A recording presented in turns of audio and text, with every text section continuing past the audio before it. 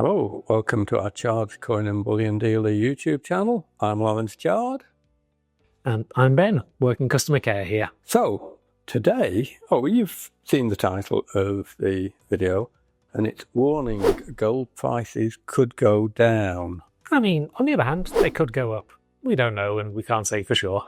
Oh, now, why are we telling you this? Because it sounds like clickbait to me, and I don't know if Ben agrees, it does sound a bit like that. Yeah.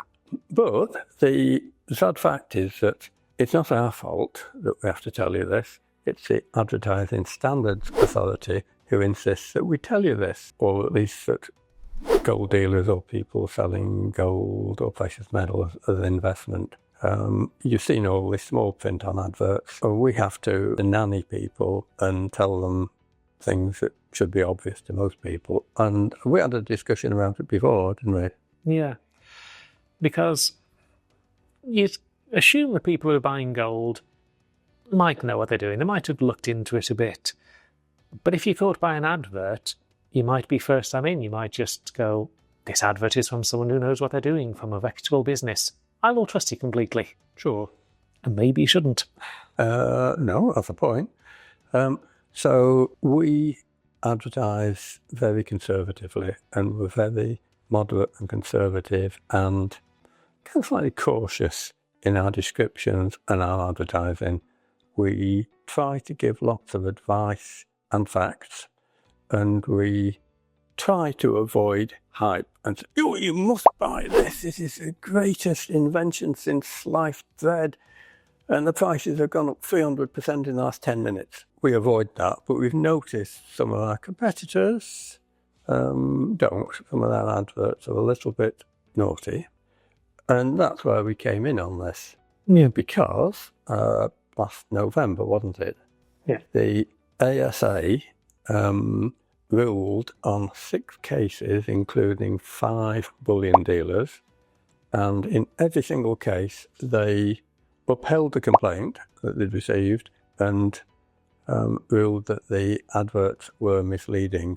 There was more than that as well, because they produced a list of what was missing from all or most of the adverts. Apart from having to include a listing that gold prices could go down or your investment could go down in value as well as up, I think they mean instead of up. They also say that we have to tell people that gold market is unregulated and that past performance is not a guide. I disagree with that. We discussed that, didn't we? And bullion dealers are not regulated by the FCA. And there's something else there, wasn't there, that not covered by the financial ombudsman, and purchases of gold aren't covered by the financial something compensation scheme. So all sorts of dire warnings, and I should write the notes. So we should have written a script, but we made notes, and then we thought we'd have a discussion like we often do. What have I missed out so far, Ben? You've covered the clickbait, which is always the important part of a YouTube video. I think one of the points on it is that, like you said, past performance isn't a guide. And yeah, you don't agree with that one. And yeah, it can be a guide. It's not a guarantee, because just because something's doing well at the moment doesn't mean it will do in the future. Exactly. It's a guide. You can see how it's performed previously. Yes, I agree with that.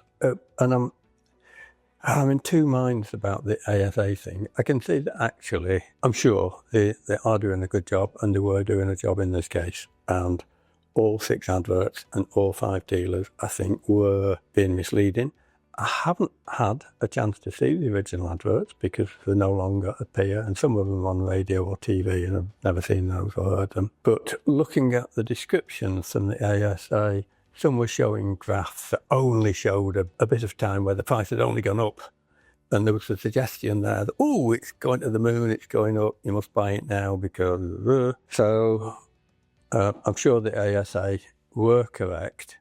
But on the other hand, I feel, I'm sure you agree, what we discussed we're in broad agreement, that a lot of the stuff that people, advertisers have to tell potential customers now are very basic and really simplistic, and it's nannying people.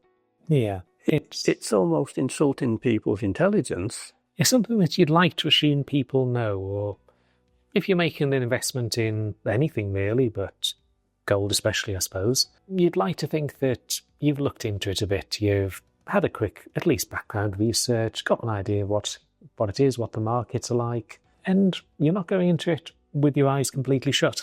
So yeah, you could say that we've been lucky in not having complaints to ASA regarding our adverts, but we don't do that same thing. We give customers all the details and relevant information that they need to make their mind up and to get have a fair basis for the footing of their decisions. Yeah, that's about right, that. Having said that, it doesn't matter how much information you give people, there'll always be somebody that hasn't listened or not understood something or doesn't read it. But we do try to be genuinely open, honest, transparent, put factual information there. We've got one page in particular that we must put a link on for, which is our advice guide for UK bullion investors. And if anybody reads through that, you should find it covers nearly everything you need to know, and then ask us if there's anything more. You made a point just a minute ago, Ben, that about us wondering, are we lucky not to have had a complaint? And I'd like to think it's not good luck, it's because we have for 60 years now tried to make things clear and simple and been open, honest. We share experience, we give advice. We don't do pushy selling. We don't hype. We don't con people. So I think it's probably not good luck, but you never know. Now we've got a bigger team and different people doing the creative writing for our adverts, and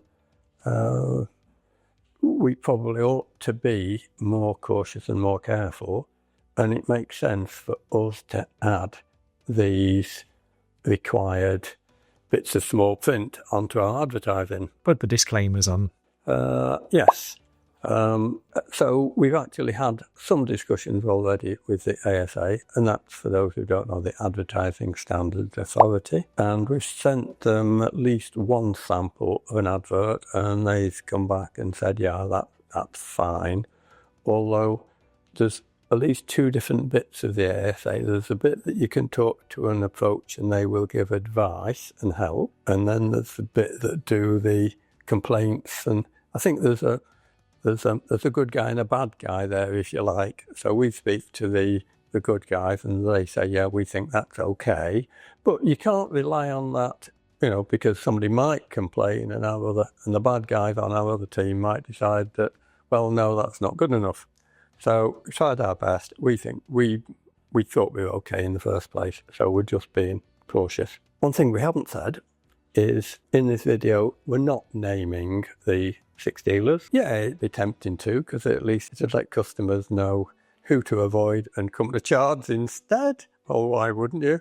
But no, we will put a link in the description stuff below to the index page of the ASA ruling. So anybody who wants to know who was involved and what they'd done, they can look it up for themselves and come to their own conclusions. So what do we need to discuss? We've got pages of notes, and if we went through them all, we could probably spend 2 or 3 hours. We'd probably have to adjourn and go to the pub. I think one of the points from the ASA was you just have to make sure that everyone knows the gold market is unregulated, because people may think that it's in strict regulations because it's bullion and that it's controlled and that they know exactly what to expect, but not so much. Is that good or bad that we have to say that? I think it's good that we have to say it so that people know and they have the information to make their mind up and to look further into it. It's one of those things of, if you give people the information they need, at least they know that it's accessible to them. Whether or not they follow it up, at least they've got the information there to go for. Yeah, I'd agree with that. Now, I would say, because I try to cover all eventualities, and my mind goes off in tangents and go, what if that? Well, yeah, I can imagine people go, oh, it's unregulated. Oh, in that case, oh no, I won't. I'm not going to buy any from somebody who's unregulated. And they might go to, say, the Royal Mint instead and pay a bit more.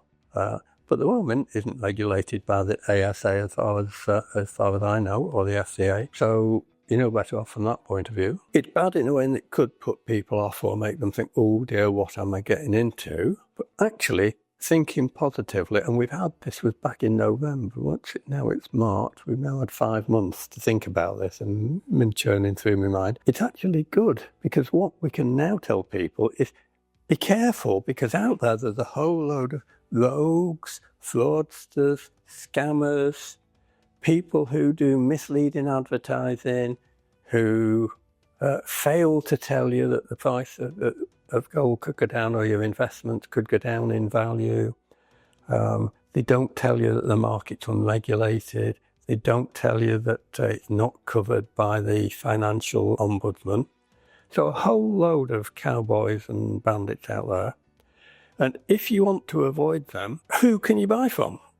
Well, you could go out and find a 60-year-old family business that has been advertising genuinely informative adverts for 60 years now, and is very reliable. You can look at our feedback. You can look at what people think of us on things like the Silver Forum, and we'll put a link on there for you as well, so you can have a look at it. It's a good place for discussions, by the way.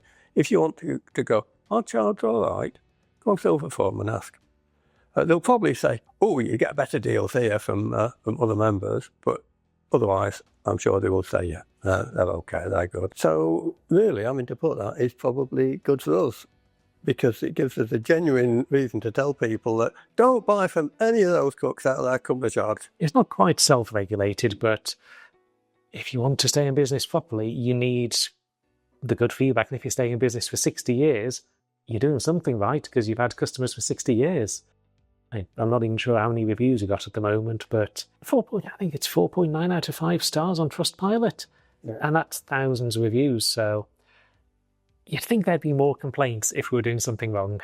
I probably should say, because I've got this one on today, we're the only UK dealer that can actually honestly wear this sweatshirt that says UK Bullion Dealer of the Year, because we were awarded it 4 years running. Every single year that it was run, we won, despite some stiff competition from some dealers who were 10 times our market size, or were, I should say, although I think we've grown and they're shrinking a little bit now. I don't like to brag, but just telling you straight, it wasn't us that said we were Bullion Dealer of the Year, it was the customers and the general public. There are other dealers out there who claim to be the UK's #1 bullion dealer, but as it happens, they had a complaint against them to the ASA some years ago, and that was upheld, and they were told that they had to change their adverts as they were misleading. We don't do stuff like that. If we tell it, it's the truth. What else do we need to tell folks, Ben? Look what we have here. We have not regulated by the FCA. And we've covered that fairly well. Yeah, well, we're not regulated by them. We have had some discussions, and actually we have been thinking in the last few years of almost signing up with them, for want of a better word. But that's in relation to some, if you like, gold, I don't like to call them mini bonds. So some gold account or paper gold where you're not actually getting physical metal, where it probably is much more important to... Although we are a member of the LBMA, which I suspect might have even tighter regulations. And the LBMA is? The London Bullion Markets Association. And they do have very strict guidelines for their members. Even people who just trade on behalf of them, but the members especially.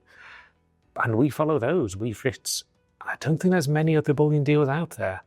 No, it's very strict. There are only something like 82 full members worldwide. We're one of them. We're one of the smallest and newest ones, but I'd like to think we're one of the best. And there are all sorts of rules there. Basically, we have to comply with all sorts of money laundering regulations, but we had to do that anyway, and some other high ethical standards.